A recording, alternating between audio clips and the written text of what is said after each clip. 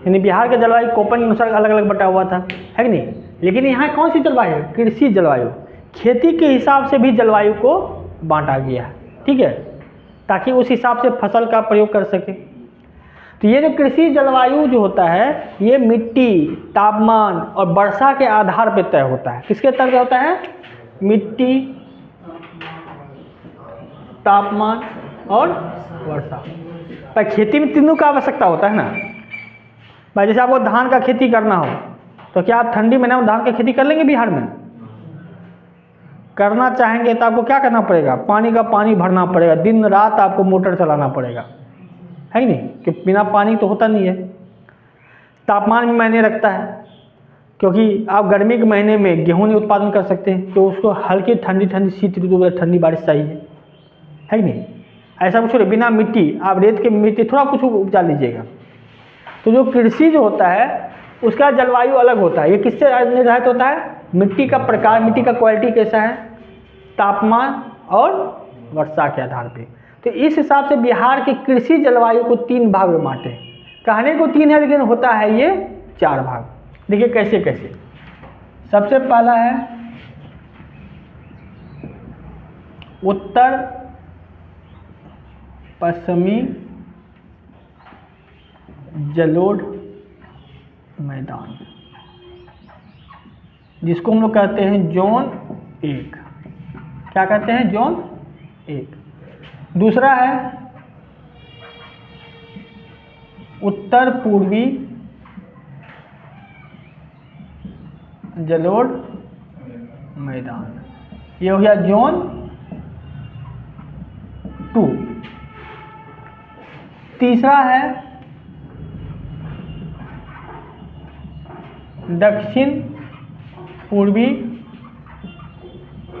पठारी क्षेत्र, ये हो गया जोन, क्या होगा, 3 का ए। और चौथा है दक्षिण पश्चिमी जलोढ़ मैदान, जोन 3 का बी, ठीक है। तो याद रखिएगा कृषि जलवायु के हिसाब से बिहार को 4 भाग में बांटा गया है। कृषि जलवायु कैसे तय होता है, मिट्टी, तापमान और वर्षा के आधार पे। तो इसमें जो जोन 1 में उत्तर पश्चिमी जलोढ़ मैदान है, जोन 2 में क्या है, उत्तर पूर्वी जलोढ़ मैदान है, जोन 3 में दक्षिण पूर्वी पठारी क्षेत्र है, और जोन 3 बी में दक्षिण पश्चिमी जलोढ़ मैदान है। अब इसमें कौन कौन सा क्षेत्र आता है, बस आपको वो याद रखना है, कहाँ कहाँ ये मैदान पाया जाता है। तो इसमें जो हम लोग शामिल करते हैं कौन कौन होता है, पश्चिमी एवं पूर्वी चंपारण, मुजफ्फरपुर, दरभंगा, समस्तीपुर, शिवहर,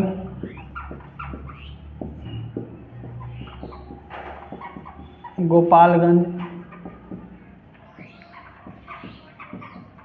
सिवान, बेगूसराय, ठीक है, यहाँ ये सब शामिल हो जाता है। यानी आप जो बिहार का जो नक्शा देखते हैं, बिहार का, तो ये मान लीजिए ये तो गंगा नदी हो गया ना, ये हो गया कोसी नदी। गंगा और कोसी के इधर का जो भी एरिया है वो किसमें चला जाता है, उत्तर पश्चिमी जलोढ़ मैदान, ठीक है। यानी गंगा से उत्तर और कोसी से पश्चिम। और इसके इधर के एरिया को क्या कहते हैं, उत्तर पूर्वी जलोढ़ मैदान 2। इसमें कौन सा आएगा,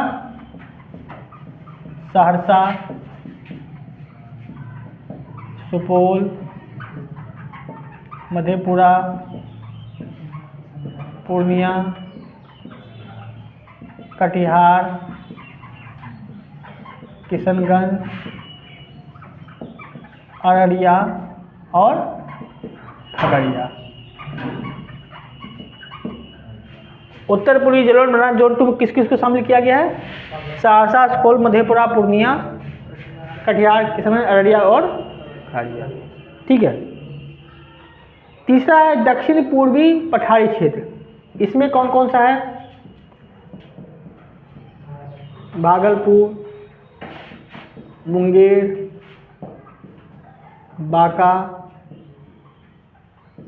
लखीसराय, फिर शेखपुरा, जमुई।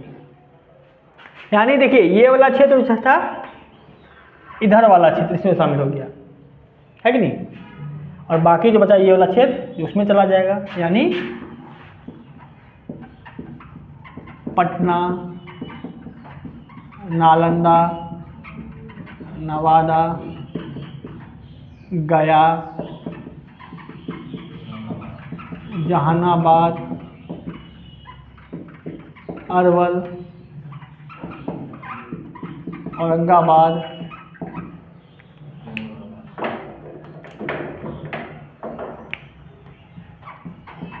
कैमूर, रोहतास, इसमें एक आरा यहाँ पे आ जाएगा इस हिसाब से। ठीक है। तो ये सब आपको एरिया है जहाँ पे ज़मीन है। ठीक है। तो बस आपको एरिया देखना है। यहाँ का खेती अलग होता है, यहाँ का खेती अलग होता है, वहाँ का खेती अलग होता है और वहाँ का खेती अलग होता है नहीं? कि मिट्टी का सबका क्या है, इसका एरिया जो मिट्टी तापमान वर्षा के आधार पर बटा हुआ है। ठीक। और मिट्टी तो आवश्यक है। मिट्टी के बारे में क्यों पढ़ते हैं? आखिर मिट्टी पढ़ने की आवश्यकता क्यों है? मिट्टी के बारे में फसल के लिए याद रखिए, हम लोग कोई भी चीज़ पढ़ते हैं तो उसका कोई न कोई आर्थिक लाभ होता है, और सबसे बड़ा लाभ तो भूख है। भूख से मिटाने के लिए हमें फसल चाहिए, और क्या फसल कहाँ कौन सा फसल होगा उसके लिए हमें मिट्टी की भी जानकारी होनी चाहिए ना। अब पता चला हमें जानकारी नहीं है और हम बरसात के मौसम में गेहूँ उपजा रहे हैं, गेहूँ का बीज डाल दिए, होगा कभी? या नवंबर दिसंबर में धान का बीज डाल दिए, होगा? अब चलिए अक्टूबर नवंबर में ही शुरू भी होकर, अगर आपको पता ही नहीं है ये मिट्टी कौन सी मिट्टी है, जो मिट्टी सूखी मिट्टी होती है जहाँ नमी की कमी होती है, वहाँ कभी आपको धान होगा नहीं। इसीलिए हर स्तर पे जो है, ब्लॉक स्तर पे मिट्टी की जांच होती है। तो मिट्टी का जो वर्गीकरण हम लोग करते हैं तो उसमें पाए जाने वाले पोषक तत्वों, चूना, पत्थर इत्यादि के आधार पर करते हैं। इसलिए मिट्टी पढ़ना आवश्यक है। ऐसे ही मेन मुद्दा है बिहार, भारत के भूगोल का, जहाँ पे चर्चा करना है। लेकिन हम लोग बिहार का टॉपिक पढ़ते हैं तो हम लोग क्या करेंगे, सीधे बिहार में जो मिट्टी के प्रकार होते हैं वो कितने होते हैं इस पर डिस्कस करेंगे। ठीक है। तो बिहार में मिट्टी है तो कितने प्रकार के हैं? एक है तराई मिट्टी, दूसरा बांगर मिट्टी, तीसरा खादर मिट्टी, चौथा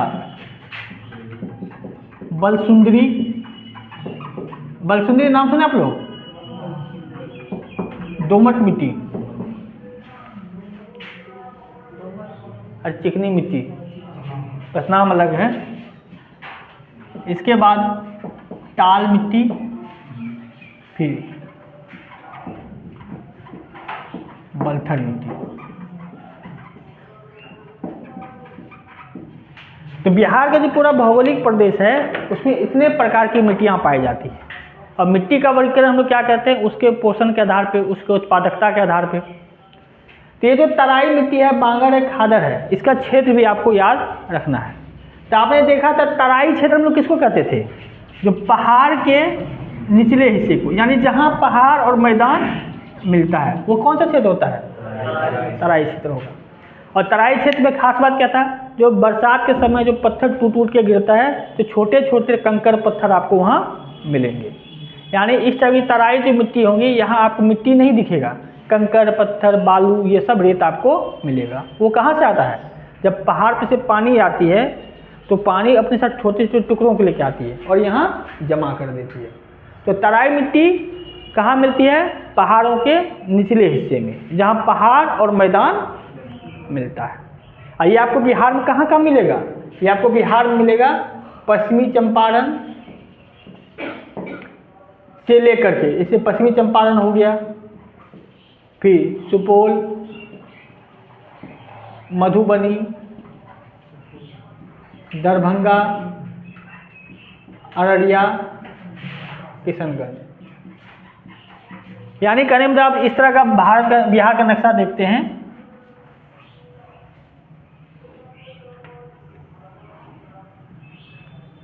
तो बिहार का नक्शा ऐसे है ना, ये हो गया आपका गंगा नदी।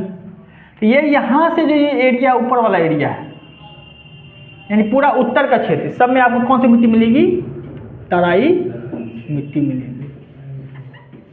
और यहाँ की मिट्टी में आपको कंकड़ पत्थर ये सब मिलेगा, और इसका कलर क्या होगा? हल्का पीला होगा, यानी हल्का पीला। तो सबसे पहले तराई क्षेत्र यानी बिहार के उत्तरी हिस्से में ये 10 से 12 किलोमीटर की एक पट्टी होती है, जो आपको बिहार के इस क्षेत्र से लेकर के इस क्षेत्र तक मिलेगा।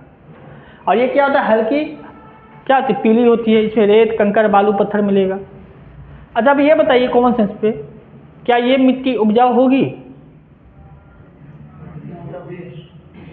कंकड़ पत्थर कम उपजाऊ होता है, उपजाऊ है लेकिन कम उपजाऊ है, निम्न कोटि का उपजाऊ होता है। यहाँ ज़्यादा फसल नहीं होती है। हाँ, फसल अगर होती भी है तो किसका होगा? धान, पटसन इत्यादि की फसल होती है। पटसन समझते हैं आप लोग? क्या? पटुआ।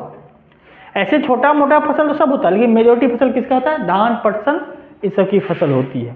ठीक है, तो पहला तो याद रखिएगा, तराई मिट्टी जो आपके उत्तर बिहार के सबसे उत्तरी सीमा पर मिलता है, जो पश्चिमी चंपारण से लेकर के इधर किशनगंज तक फैला है। ये निम्न क्वालिटी का मिट्टी होता है, यहाँ ज़्यादा फसल नहीं होता है। हाँ, बीच बीच में कभी धान, पटुआ ये सब हो जाता है। धान क्यों हो जाता है? क्योंकि इस एरिया में पानी ज़्यादा रहता है। ठीक है, इसके बाद हम लोग क्या देखते हैं? बांगर मिट्टी।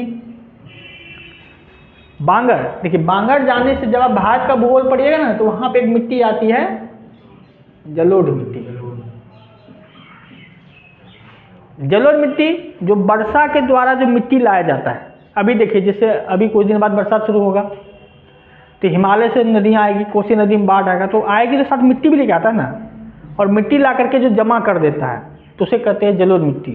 यानी जलोढ़ मिट्टी वह मिट्टी होता है जो वर्षा के द्वारा लाए गए जो है मिट्टी बनता है, अवसाद यानी कचरा जो होता है। अब देखिए, जलोढ़ भी दो प्रकार होता है, बांगर और खादर। जो हर साल आता है मिट्टी उसे कहते हैं खादर मिट्टी, जो पहले लाया गया है वो है बांगर मिट्टी। अभी हम लोग जो खड़े हैं वो कौन सी मिट्टी है? खादर या बांगर? बांगर, क्योंकि ये भी लाया गया है, आज यहाँ से 50 साल पहले, 60 साल पहले लाया होगा। तो जो पुराना जलोढ़ होता है उसे कहते हैं बांगर, जो पहले कभी लाया गया था, और जो हर साल आता है वो होता है खादर। तो ये जो बांगर मिट्टी है, ये पुरानी जलोढ़ मिट्टी है जो वर्षा के द्वारा लाए गए मिट्टी से, ये अवसाद से बना है। अवसाद मतलब कचरा वचरा जो आया है पहाड़ों से टूट टूट के, उससे बना है। और ये जो मिट्टी होती है इसका रंग कैसा होता है? हल्का भूरा। भूरा मतलब ब्राउन। ब्राउन समझते हैं कैसा कलर? जो ये टेबुलर का कलर देख रहे हैं, हल्का भूरा होता है। आज का उत्पादक क्या होता है? उच्च कोटि का उत्पादक होता है, यानी इसमें फसल अच्छे फसल होते हैं। जैसे हो गया आपको धान, गेहूँ, फिर मक्का, गन्ना, कहीं कहीं दलहन भी हो जाता है। दक्षिण बिहार में जाइएगा तो दक्षिण बिहार भी तो नदियाँ हैं ना बहुत सारी। तो याद रखिएगा, बांगर मिट्टी क्या है? ये पुरानी जलोढ़ मिट्टी है, यानी नदियों के द्वारा पहले लाए गए ये मिट्टी है, जिसका रंग क्या होता है? हल्का भूरा होता है। और ये क्या होता है? अधिक उपजाऊ होता है, और इसमें हर एक तरह के फसल उपजाए जाते हैं। और ये मिलता कहाँ पे है? तो ये मिलेगा आपको कहाँ पे? पश्चिमी चंपारण, पूर्वी चंपारण, दरभंगा, बेगूसराय, सहरसा, सुपौल, मधेपुरा। मधेपुरा में पहले था, अब आने लगा, 2008 के बाद कुछ मिट्टी बन गया। दक्षिण बिहार में जाइएगा तो गया, फिर नवादा, नालंदा, तो ऐसे जगहों पर ये मिट्टी पाई जाती है। तो ज़्यादातर आपको पता है ये मिट्टी पाई जाती है। यानी बांगर मिट्टी क्या है, ये हल्का भूरा होता है और ये उच्च कोटि का उत्पादन होता है। ये आपको कहाँ कहाँ मिलेगा, इस क्षेत्र में मिलेगा। ठीक है, आपको याद क्या रखना है, मिट्टी कहाँ पाया जाता है। फसल क्या है, फसल तो आप क्षेत्र के आधार पर भी बांट सकते हैं, लेकिन आपको मिट्टी कहाँ पाया जाता है उस पर फोकस करना है, और कौन सा उपजाऊ होता है कौन सा नहीं होता है। लेकिन अब जब बिहार में पढ़ते हैं तो बिहार में बांगर को दो नाम से जाना जाता है, करेल और केवाल। यानी उत्तर बिहार में हम लोग बांगर ही कहते हैं, लेकिन उसी मिट्टी को आप दक्षिण बिहार चले जाइएगा तो इसको दो नाम से जाना जाता है, करेल और केवाल। अब करेल क्या होता है, जिस बांगर मिट्टी में क्षार ज़्यादा होता है, यानी आपको खट्टापन रहेगा जो साबुन डिस्टर्ब करेगा, अगर क्षार ज़्यादा रहेगा तो उसे क्या कहते हैं, करेल। और जहाँ अम्ल होगा ज़्यादा यानी एसिड ज़्यादा होगा वहाँ पे तो उसे कहेंगे केवाल। कहने मतलब क्या, एसिड कहने मतलब जहाँ पे की मिट्टी में आपको ये हाइड्रोजन की मात्रा ज़्यादा रहती है तो क्या हो जाता है, क्षारीय। और जहाँ OH यानी हाइड्रोक्साइड ज़्यादा रहता है तो वो होता है क्षारीय मिट्टी। तो क्षारीय बांगर को हम लोग क्या कहते हैं, करेल। कहाँ पे, दक्षिण बिहार में, गया और में। और अम्लीय मिट्टी को क्या कहते हैं, केवाल। तो बिहार में पूछा गया था करेल केवाल किस मिट्टी को कहा जाता है, तो है बांगर मिट्टी को कहा जाता है। बांगर मिट्टी क्या है, पुरानी जलोढ़ मिट्टी है। जलोढ़ मिट्टी क्या होती है, वैसा मिट्टी जो नदियों के द्वारा लाए गए अवसाद से बना होता है। आप ही लोग देखते होंगे जब नदी आता है तो मिट्टी कितना फैल जाता है कि नहीं। तो जो हर साल आता है तो वो क्या, खादर नया जलोढ़ मिट्टी, और जो पहले आया है वो पुराना। तो याद कीजिए तराई मिट्टी हो गया, बांगरी हो गया। तो उसके बाद अगर हम लोग आते हैं किस पे, ये आपको कहाँ मिलेगा जैसे मिट्टी, ये मिट्टी आपको जैसे तराई मिट्टी होगी तो ये मिट्टी यहाँ से लेकर के आपको खाली नदी का किनारा छोड़ दीजिए, क्योंकि नदी किनारा में अपने हिसाब से आता है, फिर नया खादर आ जाता है। ठीक है, और खादर क्या है, ये पुराना जलोढ़ है, इसमें नया जलोढ़ है जो हर साल आता है मिट्टी पहाड़ों से।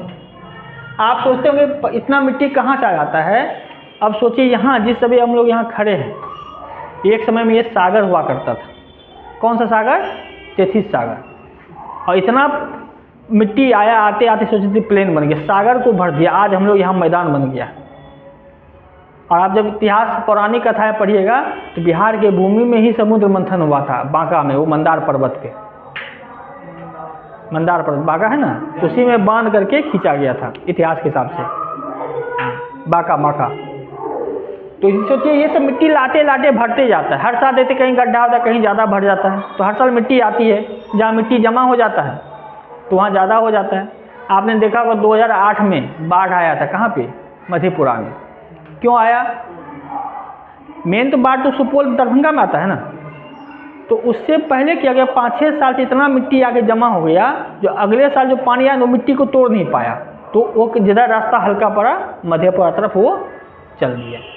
अब मधेपुरा में तबाही मचा दिया। तो उसमें नया मधेपुरा में नए तालाब बन गए, नए कहीं टीला बन गया, कहीं गाढ़ा बन गया। तो मिट्टी के आने से संरचना बदलती रहती है। तो यार ये खादर मिट्टी क्या है, ये भी जलोढ़ है, लेकिन ये पुरानी, ये नई जलोढ़, ये हर साल जाती है। और इसका जो रंग होगा आपको हल्का भूरा प्लस काला, ये मिट्टी थोड़ा सा काला पड़ जाता है कि नहीं। ये भी सबसे ज़्यादा इस मिट्टी में सबसे उपजाऊ मिट्टी कौन होता है, खादर मिट्टी होता है, जो ज़्यादा कहाँ मिलेगा आपको, सहरसा, सुपौल, मधेपुरा, पूर्णिया, कटिहार, दरभंगा, ये सब एरिया में मिला जाता है। तो ये समझ लीजिए लगभग कहाँ है आपको, सहरसा, सुपौल, मधेपुरा, किशनगंज, कटिहार, पूर्णिया, भागलपुर, ये आप मान जहाँ जहाँ नदी है सब जगह ये आपको मिलेगा। ये भी उपजाऊ है, यहाँ पे आपको धान, गेहूँ, चावल, गन्ना, बाजरा, मक्का सब उपजाऊ होता है। रागी फसल भी होता है, रागी फसल देखे हैं, रागी मरवा, ये दक्षिण बिहार में खाया जाता है, स्पेशल होता है। और यहाँ हम लोग मरवा कहते हैं। तो यहाँ हम लोग काला मरवा यूज होता है और दक्षिण बिहार में पीला मरवा होता है। और मरवा में पूरे भारत में नंबर 1 कौन सा राज्य है, कौन सा जिला है? सहरसा। तो याद रखिएगा, खादर मिट्टी हल्का भूरा काला होता है, अधिक उपजाऊ होता है, और ये इसमें लगभग हर तरह की फसल होती है, चाहे धान हो, गेहूँ हो, मक्का हो, गन्ना हो, चाहे रागी हो, ये सब फसल इसमें पाया जाता है। ठीक है, तो पहले यहाँ तक देख लेते हैं, यहाँ तक पहले लिख लीजिए। ठीक, अब है बलसुंदरी या दोमट मिट्टी, जिसको आम भाषा में लोग चिकनी मिट्टी भी कहते हैं। देखिए ये भी क्या है, इस मिट्टी की खास बात है क्या, इसमें चूना और क्षार ज़्यादा होता है। ठीक है, चूना और क्षार ज़्यादा पाया जाएगा आपको। ठीक है, इसी के कारण क्या होता है, मिट्टी उपजाऊ था कम रहता है। ये भी आपको मिलेगा कहाँ, सहरसा, पूर्णिया, दरभंगा, मुजफ्फरपुर, ऐसे क्षेत्र में पाए जाते हैं। लेकिन उस क्षेत्रों में क्या है, जब वही जलोढ़ मिट्टी में जब आता है तो उसके साथ कोई चूना और क्षार ज़्यादा बढ़ जाता है तो मिट्टी का क्वालिटी बदल जाता है। मेन हमने क्या कहा, मिट्टी का जो वर्गीकरण होता है वो खनिज के आधार पर होता है। खनिज ज़्यादा हो गया तो मिट्टी का क्वालिटी बदल जाएगा, खनिज कम हुआ तो मिट्टी की क्वालिटी ख़राब हो जाएगा, कभी कभी ज़्यादा होने से भी ख़राब हो जाता है। तो वही जो खादर मिट्टी में जब कभी कोई चूना और क्षार ज़्यादा हो जाता है तो उसे हम लोग क्या कहते हैं, बलसुंदरी मिट्टी।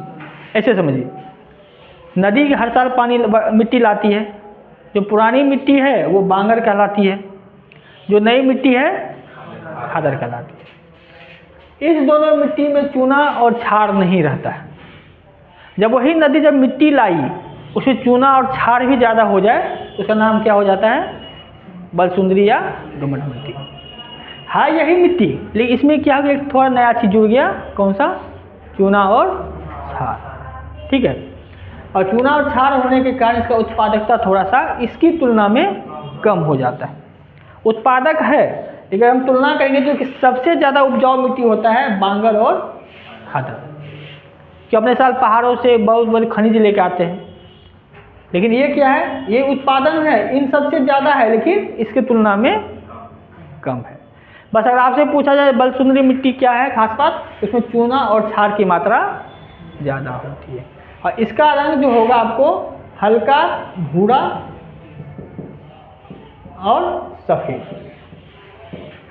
चिकनी मिट्टी देखिए ना, हल्का सफ़ेदी टाइप का भी आ जाता है, हल्का भूरा और हल्का सफ़ेद। और ये क्या है, जो निम्न कोटि का उत्पादन होता है, उच्च उत्पादन नहीं होता इसकी तुलना में। और ये भी आपको कहाँ मिलेगा, सहरसा, पूर्णिया, मधेपुरा, सुपौल, मुजफ्फरपुर,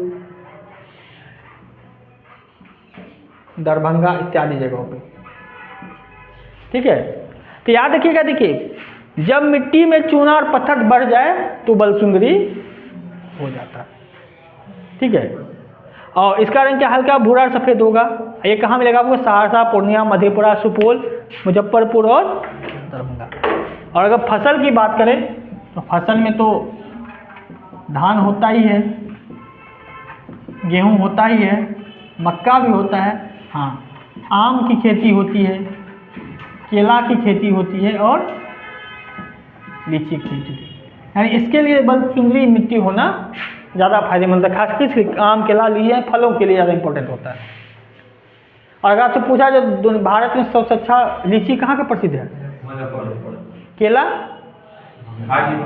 हाजीपुर, आम जर्दालू आम, इसको जीआई टैग मिला है, लंगड़ा आम, ये सब भागलपुर में प्रसिद्ध है ना। अच्छा सबसे महंगा आम भारत में कौन सा मिलता है,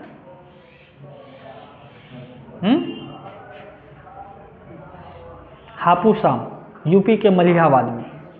तो ये कितना रुपये किलो मिलता होगा, वो आपको 1000-1500 रुपये किलो मिलता है। 200-300 रुपये एक आम मिलेगा आपको। वो आम बहुत प्रसिद्ध है, वो आम यानी आम लोग खा भी नहीं सकता, 1000-1500 किलो कौन खाएगा। लेकिन हम लोगों की तरफ जो है जर्दालू आम, जिसको बिहार का फेवरेट आम माना जाता है, लंगड़ा आम, बाकी जो भी है सब अपना अपना इंटरेस्ट पे है। तो ये सब क्या है, बलसुंदरी में याद रखिएगा चूना पत्थर के बढ़ते कारण हो रहा है। ठीक है, इसके बाद आते हैं टाल मिट्टी पे। याद है टाल मिट्टी कहाँ बताए थे, टाल यानी पटना से लखीसराय के बीच जो पानी वाला एरिया है उसको कहते हैं हम लोग टाल क्षेत्र। हमने बताया था आपको, देखिए जैसे गंगा नदी है तो गंगा नदी चलती है, गंगा नदी के बाद एक टीला बन जाता है, इस टीला को क्या कहते थे? कगार। और फिर यहाँ गड्ढा जहाँ पानी जमा होता था इसी को टाल कहते थे ना। टाल मतलब आप लोग ऊंचा नहीं समझिएगा, टाल मतलब गड्ढा। लोग टाल समझते कि अब लगता है ऊंचा जगह है। तो गंगा नदी के ठीक किनारे पटना से लेकर लखीसराय तक का गहरा एरिया जो है कि देखते जहाँ पानी आता है, देखिए यहाँ गंगा नदी आया, अपने साथ मिट्टी लेकर आया कि नहीं? मिट्टी लेकर यहाँ मिट्टी जमा कर देगा, ये जो बांगर मिट्टी जमा हो गया तो टीला बन जाता है ना। और टीला के बाद अब देखते हो बांध के बाद गड्ढा एरिया पड़ जाता है। आप पटना गए हैं कभी आप लोग? आप पटना जब भी जाते हैं हाथीदह गंगा नदी क्रॉस करने के बाद अब उधर का जो एरिया आप देखते हैं पूरा सूना रहता है कि नहीं, वही एक टाल क्षेत्र है। हाथीदह से उधर से जाते हैं और वो कहाँ से लेके पटना तक जाएगा वो। तो ये जो टाल क्षेत्र है इस मिट्टी में हल्की हल्की पानी हमेशा भरी रहती है, जिसके कारण ये फसल धान गेहूँ तो नहीं दे पाता है, लेकिन ये किसके लिए प्रसिद्ध हो जाता है आपको? दलहन के लिए। दलहन मतलब दाल, जो अरहर दाल हो गया, मसूर दाल हो गया, मूंग दाल हो गया, चना दाल हो गया, सरसों दाल हो गया, जितना भी दाल है दलहन और तिलहन, तीन और के लिए प्रसिद्ध है। यानी टाल क्षेत्र जो आपको कहाँ मिलेगा? पटना से लेकर के लखीसराय तक। एक तरह से नमी युक्त जल है, यहाँ इसलिए ज़्यादा फसल नहीं होता है, और जो फसल होता है खासकर किसके लिए कौन है? दलहन और तिलहन के लिए। और ये जो बलथर मिट्टी है, ये नाम से ही बलथर है, ये आपको कहाँ मिलेगा?